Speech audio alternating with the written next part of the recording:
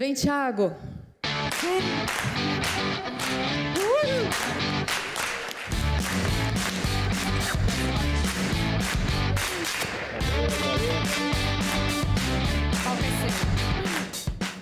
Boa tarde, pessoal. Tudo bem? Tem que dar um grito assim, uhul! Yeah! Aê! É isso aí. Finaleira do evento. Acho que só tem mais essa palestra aqui, fechando o dia de hoje. Então tem que ser uma coisa empolgante para a galera não dormir e não ficar no celular mesmo. Então, hoje eu venho falar, obrigado às meninas por terem nos apresentado aqui. E realmente, a UXConf, ela tem uma ligação quase que umbilical com a UXConf BB, a UXConf BR, que eu, o Pedro, o Rafael, a gente organiza todo ano em Porto Alegre, sempre no mês de maio. A gente já tem uma relação muito boa com o pessoal. A gente já fez alguns cursos aqui também com o pessoal do BB, ali na Ditec. Então, a gente tem uma relação muito direta e a gente gosta muito de vir para cá, para Brasília. Sempre que nos convidam, a gente vem. Se nos convidarem, ano que vem, a gente está aqui de novo. Já deixei o recado aí para o pessoal aí também. Já deixar esse compromisso selado. Eu vim falar para vocês sobre uma coisa bem prática.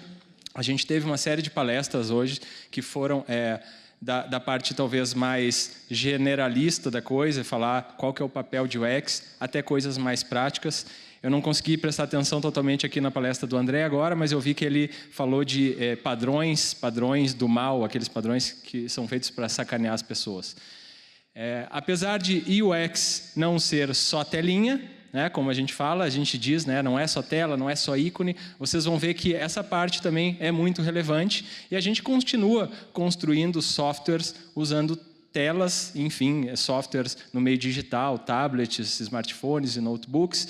E é sobre isso que eu quero falar para vocês, sobre uma parte bem prática, uma parte bem mão na massa, que é a parte de construção de protótipos para produtos digitais.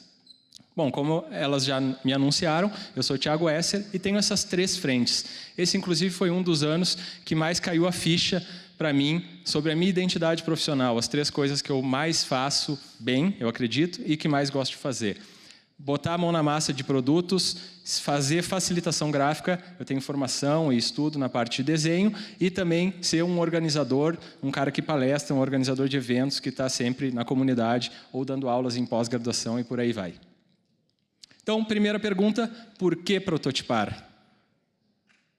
Primeiro, porque a prototipação vai simplificar a documentação. Ela é um meio, um jeito de nos ajudar a simplificar essa parte da documentação, quando a gente tem algo muito mais experiencial do que simplesmente uma escrita. Embora a escrita seja muito rica, quando a gente vai usar histórias de usuários ou outras técnicas, essa parte de usar uma prototipação navegável, principalmente, ou imagens, mesmo que sejam imagens de baixa fidelidade, vai tornar essa parte da documentação muito mais divertida e experiencial.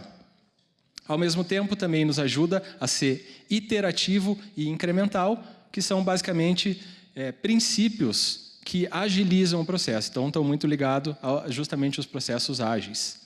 Elas transformam, os protótipos vão transformar as nossas ideias em algo tangível e palpável, ao ponto de reduzir mal-entendidos. Eles servem como uma ferramenta de comunicação também, para começar uma conversa, gerar feedbacks mais precisos. Quanto mais alta é a fidelidade de um protótipo, mais preciso vai ser o feedback que a gente vai obter. E também eles servem principalmente, e uma outra função, que não só para validar a usabilidade, para ajudar a gente a captar fundos, captar recursos para desenvolver aquele produto que a gente quer desenvolver. E, resumindo tudo isso que eu falei, eles servem para invalidar ou validar ideias, né? Porque a gente está em busca de saber se a hipótese, porque quase tudo que a gente parte é do princípio de que a gente tem uma hipótese, a gente não tem uma certeza absoluta cravada na pedra. Então, a gente pode validar usabilidade, mas a gente também pode validar outras coisas como proposta de valor e modelo de negócios. Segundo ponto, que tipos de protótipos eu posso usar? Existe um tipo certo para cada um dos momentos. A gente pode ir da mais baixa até a mais alta fidelidade, e com os prós e contras de cada um. O ponto principal é que a gente tem que saber qual é o melhor momento de aplicar cada um dos tipos de protótipos que a gente tem. Então, a gente pode começar com a parte de mais baixa fidelidade, usando anotações em papel, sketches, basicamente.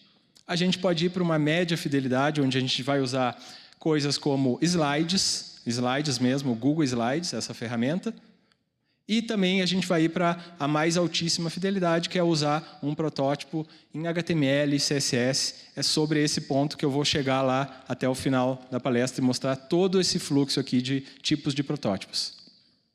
Na parte de baixa fidelidade, como eu tinha mostrado para vocês, a gente tem os sketches como uma possibilidade. A gente tem também wireframes, que estaria ali entre a parte média e a parte mais baixa de fidelidade.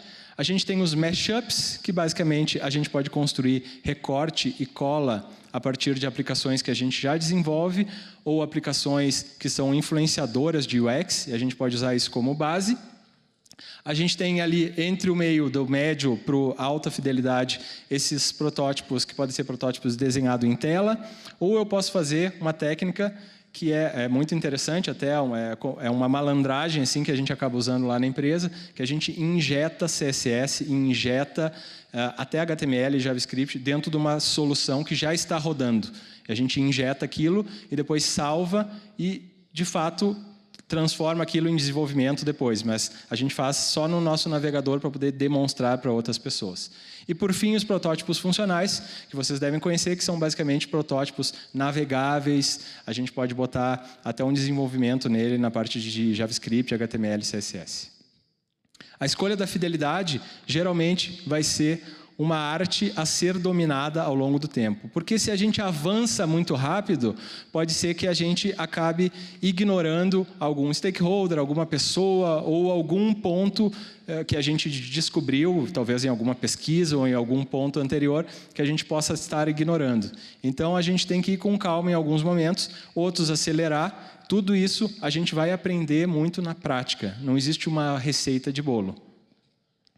Esse outro gráfico também vai mostrar que existem tipos de protótipos diferentes que vão nos ajudar a fazer validações diferentes. Então, por exemplo, se a gente tem aqui a parte de baixa definição de design e baixa definição técnica de um protótipo, a gente provavelmente vai conseguir validar coisas como proposta de valor.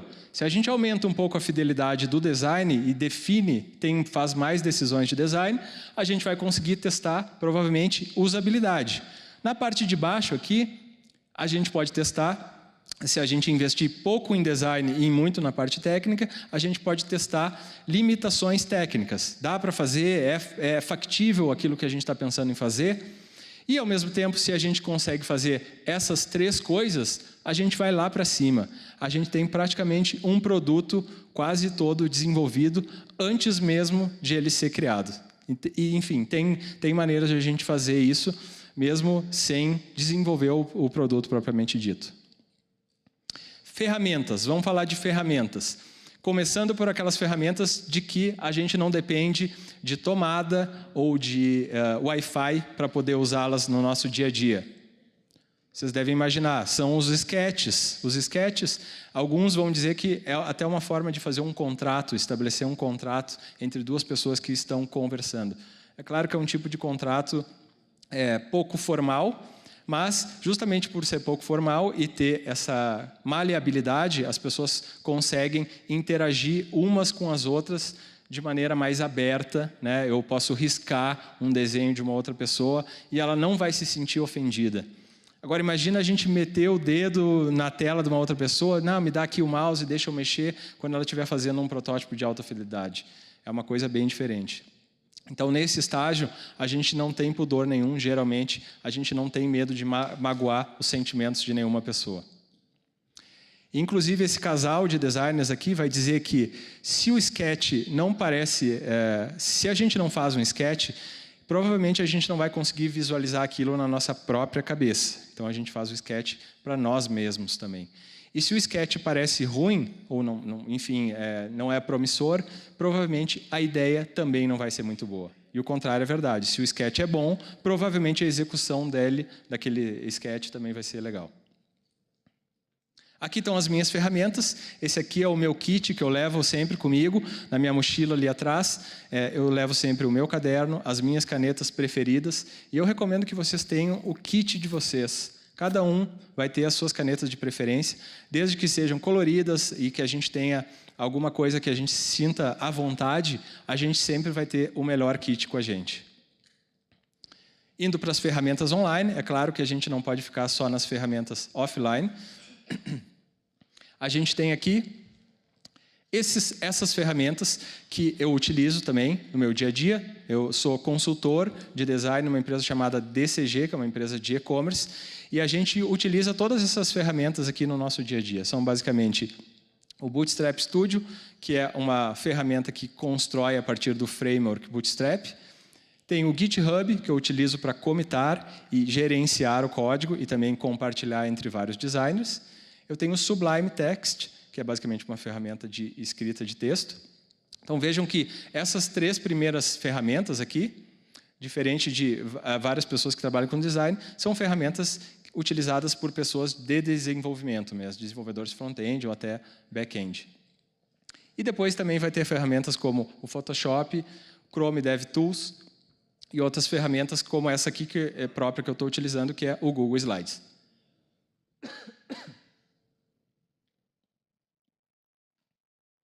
Algumas premissas básicas, eu parti ao construir essa suíte de ferramentas junto com a minha equipe, de algumas premissas básicas.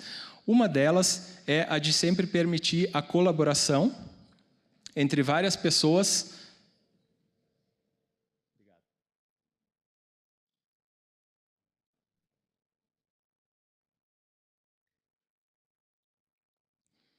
Então, uma delas é exatamente permitir a colaboração entre várias pessoas que possivelmente vão estar mexendo em arquivos simultaneamente, todas ao mesmo tempo. Então, tem essa necessidade de criar um certo ambiente de segurança para que as outras pessoas não quebrem o trabalho das outras. Tá? Esse é um passo que a gente criou lá.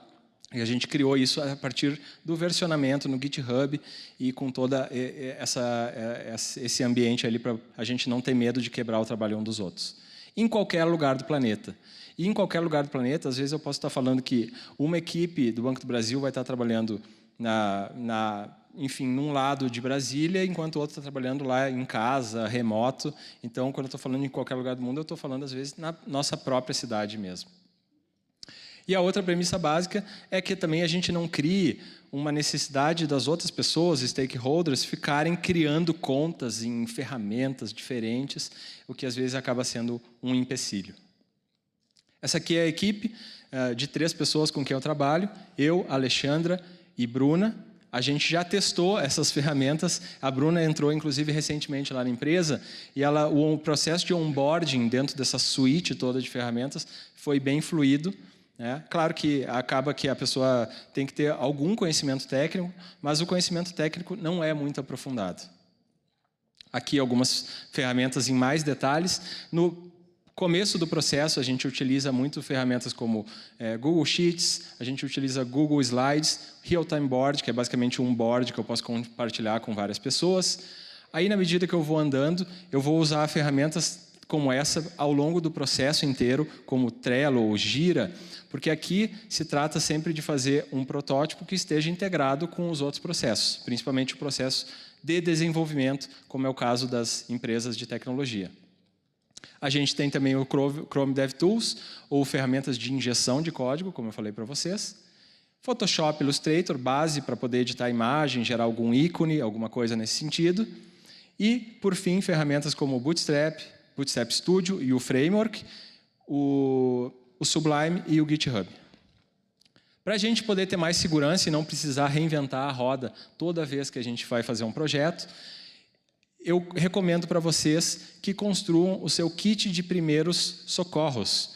É basicamente uma biblioteca a partir da qual a gente vai conseguir ter referências para construir novos protótipos. Então, basicamente, usar padrões para chamar as coisas do mesmo nome. Então, é muito relevante dentro de um projeto a gente chamar uma coisa pelo nome comum. Então, se o padrão é carrossel, se o padrão é botão, é drop-down, se é modal, a gente tem que ter essa essa referência, esses nomes, essa nomenclatura em comum para poder falar a mesma língua.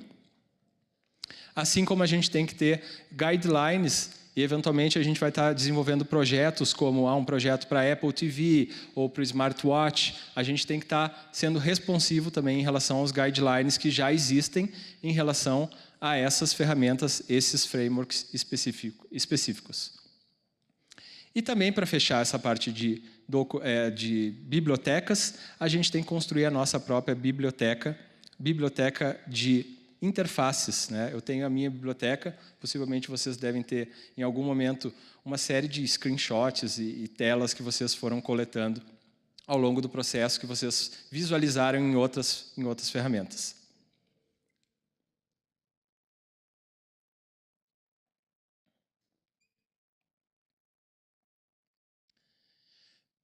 Planejamento.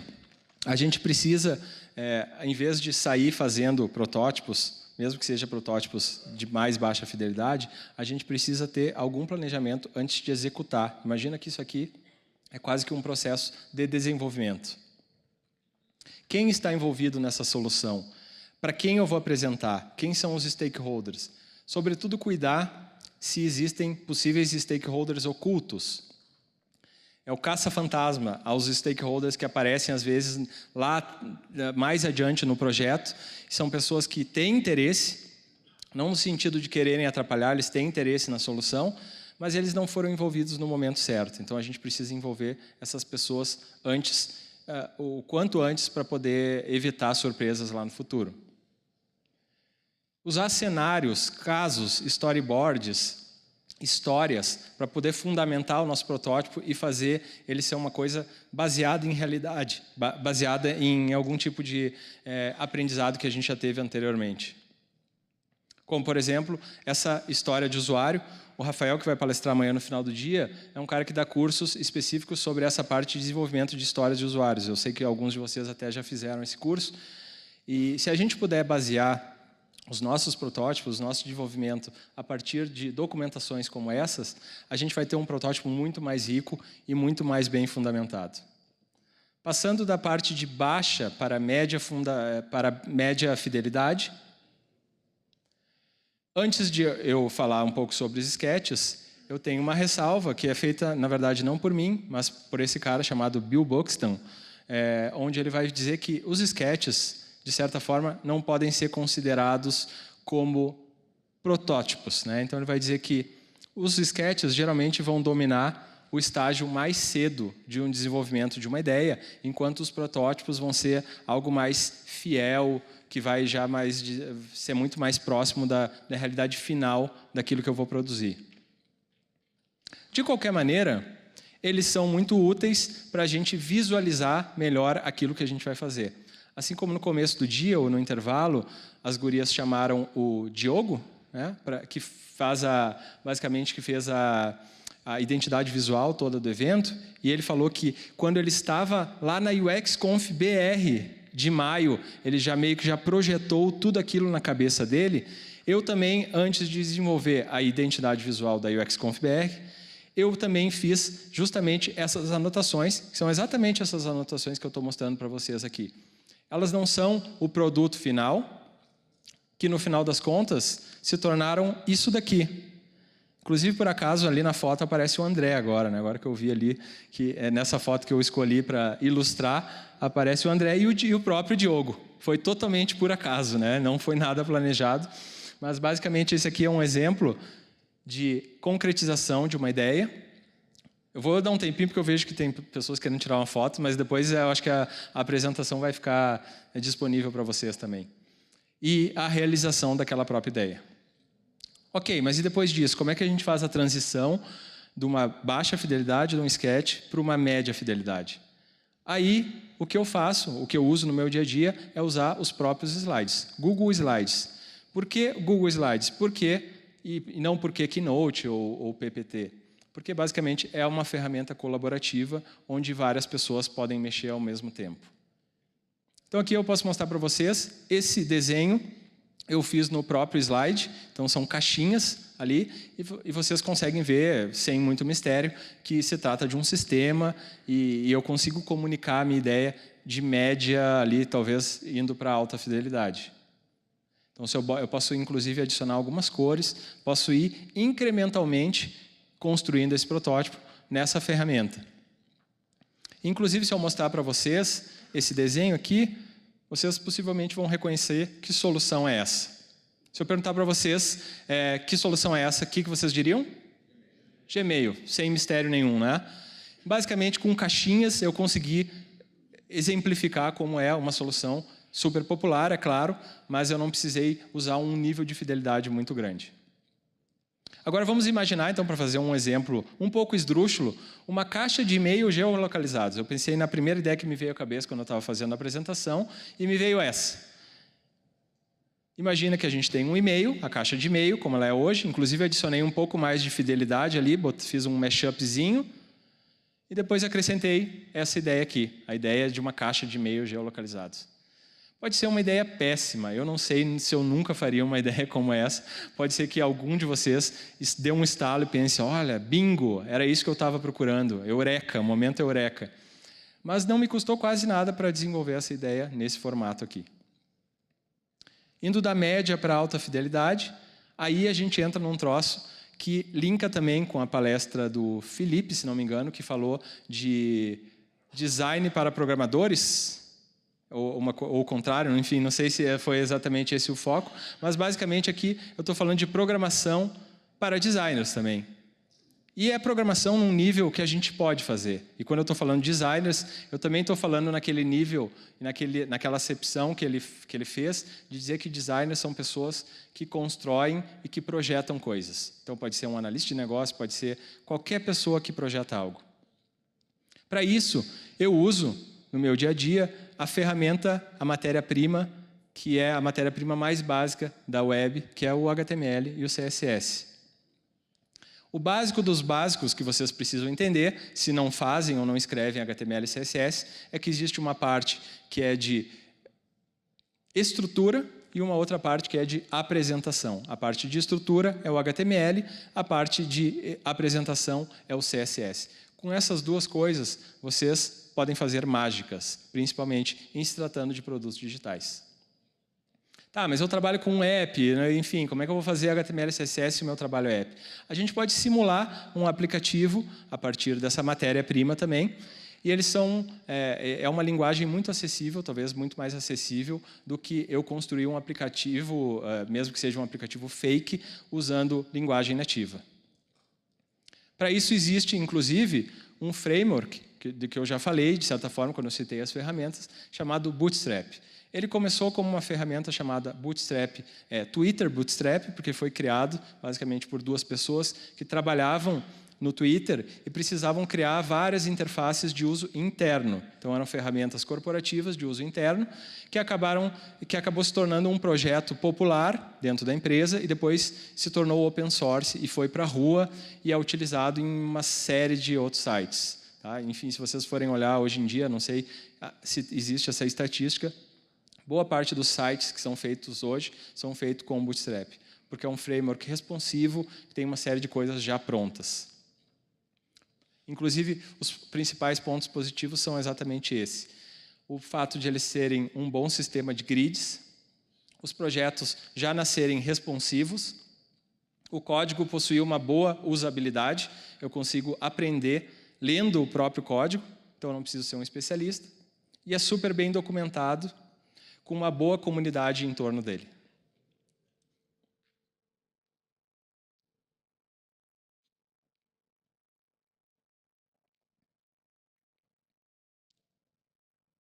Antes de eu utilizar ferramentas como o Bootstrap Studio, eu escrevia código assim, dessa maneira como vocês estão vendo.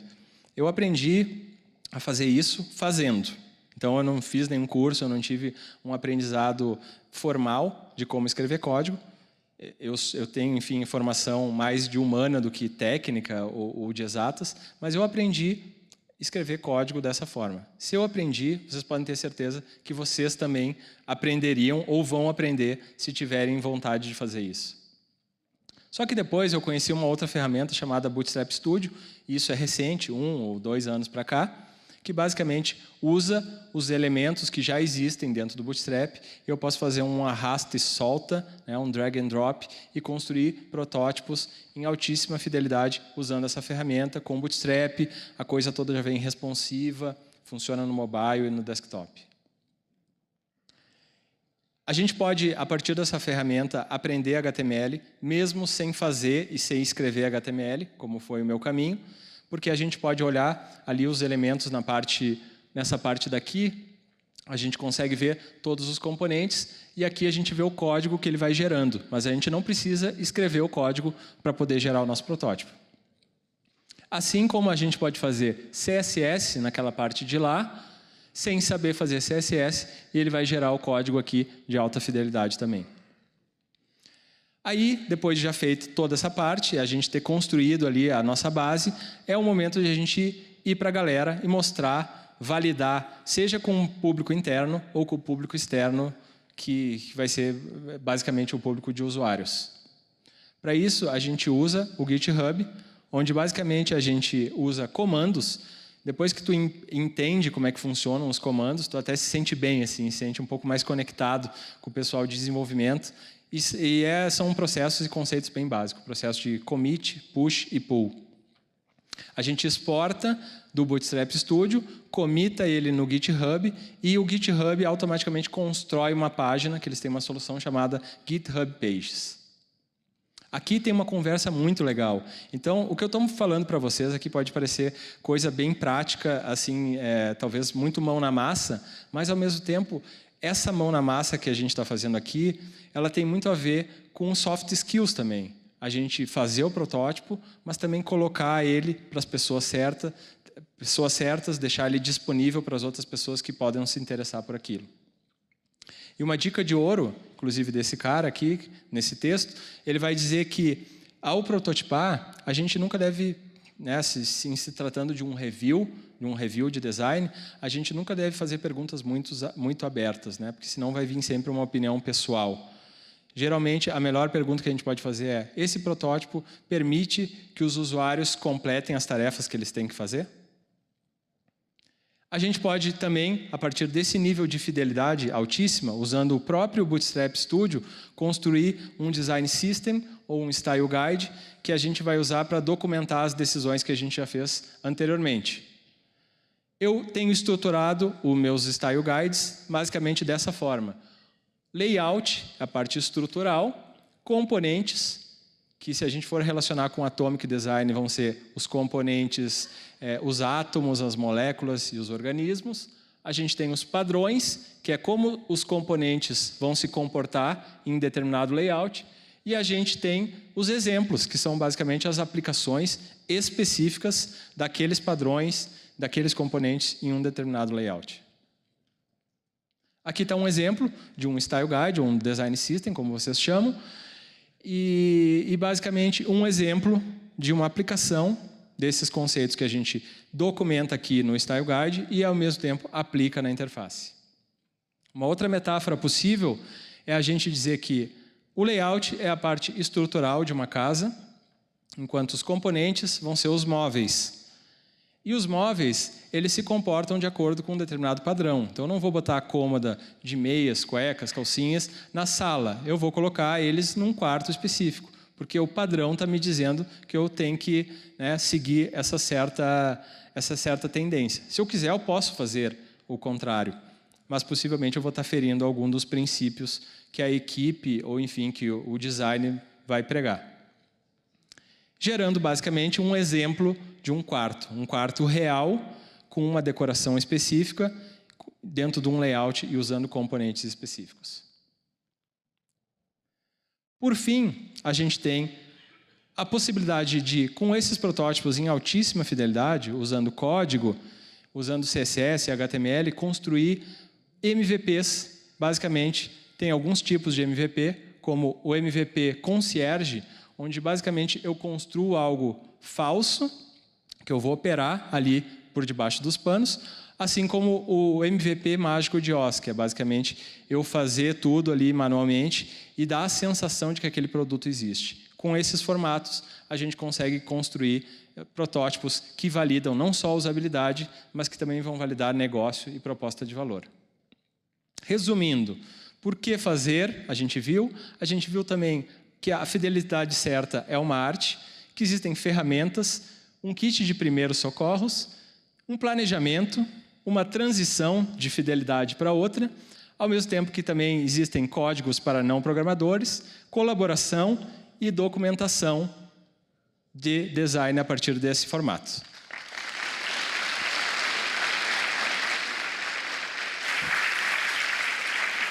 Obrigado. Eu quero aproveitar, posso fazer uma promoção aqui? Por favor. Uau!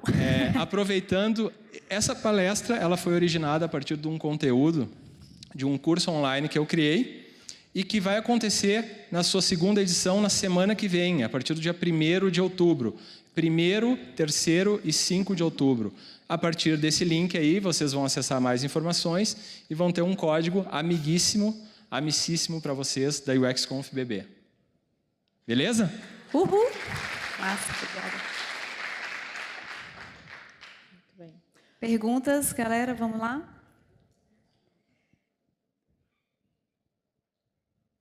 Quem tem perguntas para o Thiago? Levante o braço, por favor.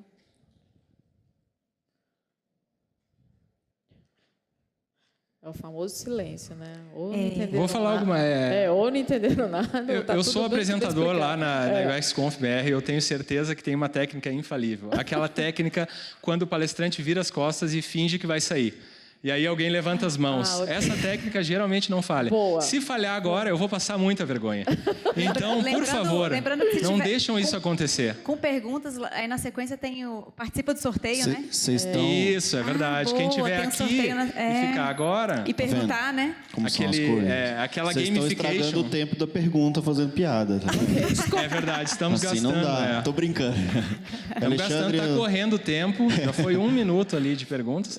Mas basicamente eu posso falar um pouco do curso. Ele vai mas tem pergunta mesmo. Ele tem pergunta. Eu quero perguntar mesmo. Ah, não, então beleza. Eu vou até tirar o fone da Madonna aqui. Não, tô brincando. Tá bom, desculpa. Nada, que isso.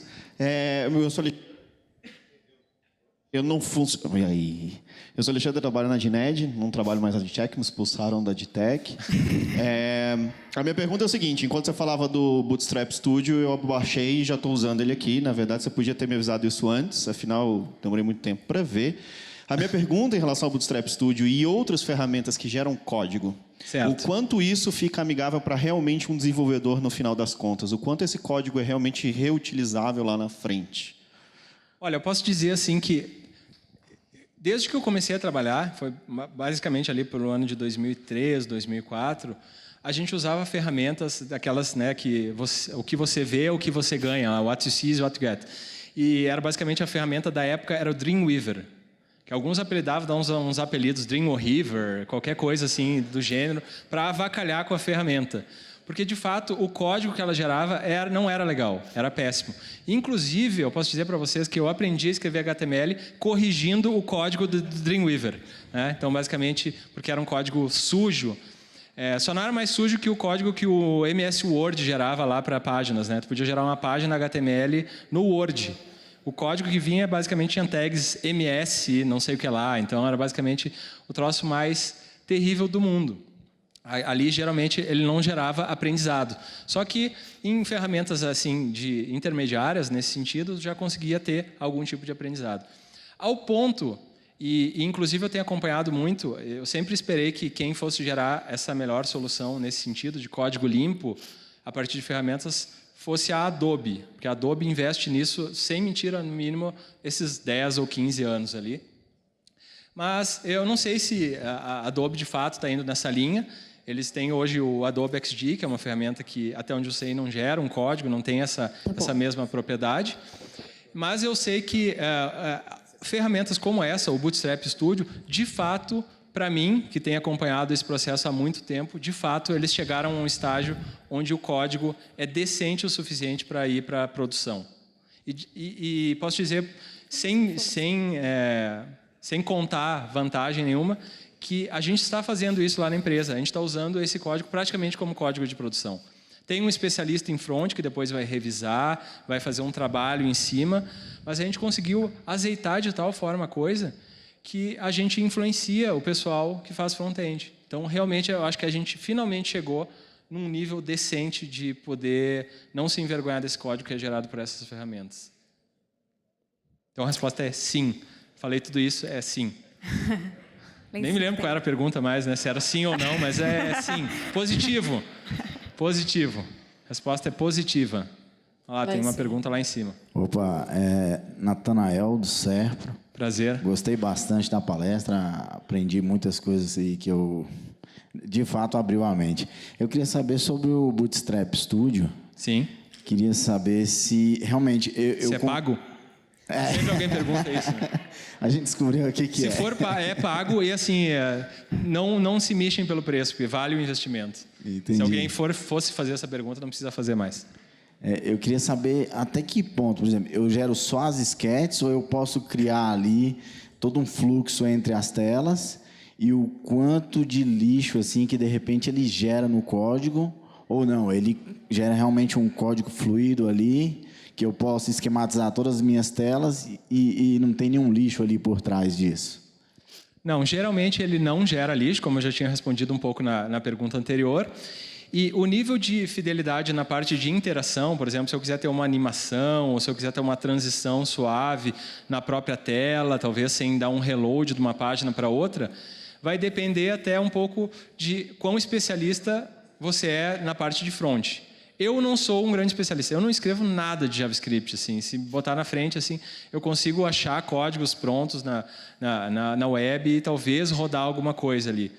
Então, se tu tiver a possibilidade de trabalhar, se você tiver a possibilidade de trabalhar com alguém que seja minimamente, não precisa ser um maior especialista, um ninja em JavaScript, em front-end, ele pode te dar uma ajudada, essa pessoa pode te dar uma ajudada no sentido de fazer um protótipo mais rico. Mas, geralmente, ele não vai gerar lixos se a gente manter a coisa simples também. Porque se a gente fosse fazer a mesma coisa com imagens, pode ser que fosse mais seguro, mas também a gente não vai ter fluxos tão complexos, né? Tipo, cliquei na mesma tela e ele já carrega. Então, esse tipo de coisa a gente consegue fazer bem tranquilo com essa ferramenta específica. Aqui. Oi. Aqui, ó. Oi, aqui. Ali? Ah, boa, Nossa, demorei, hein? A gente Puxa também. vida. Perdi 30 segundos só, perdemos, né?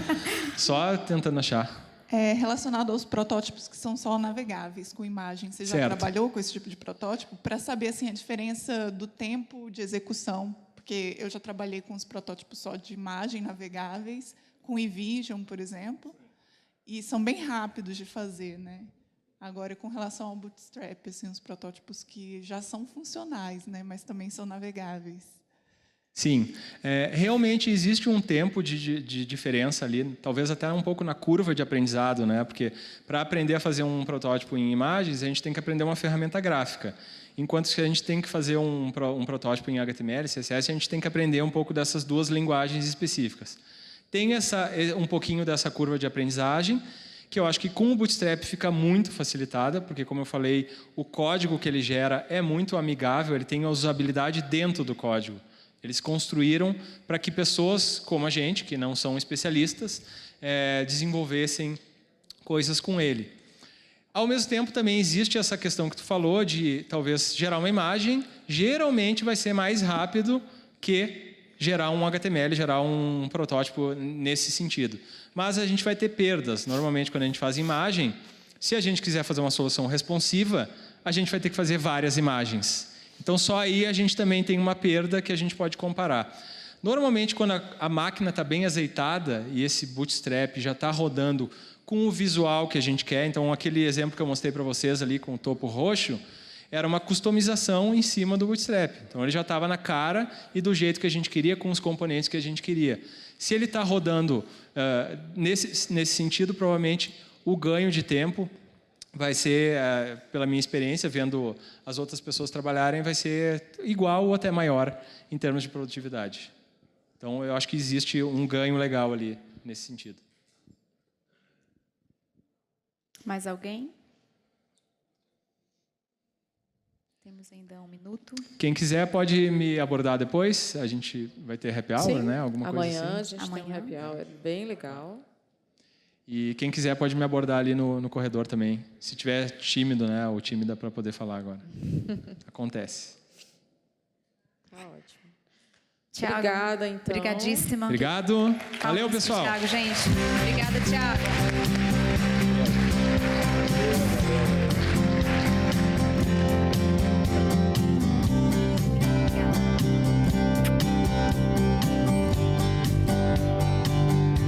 Ingresso grátis para quê?